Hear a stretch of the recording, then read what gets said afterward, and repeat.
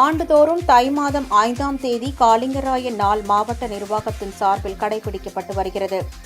அந்த வகையில் இந்த ஆண்டிற்கான காலிங்கராயன் நாளை முன்னிட்டு ஈரோடு காலிங்கராயன் பாளையத்தில் அவரது நினைவாக கட்டப்பட்டுள்ள மணிமண்டபத்தில் உள்ள திருவுருவ சிலைக்கு ஈரோடு மாவட்ட ஆட்சியர் கந்தசாமி, திருச்செங்கோடு தொகுதி சட்டமன்ற உறுப்பினரும் கொங்குநாடு மக்கள் தேசிய கட்சியின் தலைவருமான ஈஸ்வரன், சட்டமன்ற உறுப்பினர்கள் சந்திரகுமார், ஏஜி வெங்கடாச்சலம், நாடாளுமன்ற உறுப்பினர் பிரகாஷ் மற்றும் மாமன்ற உறுப்பினர்கள், உள்ளாட்சி பிரதிநிதிகள் என பலர் கலந்து கொண்டனர்.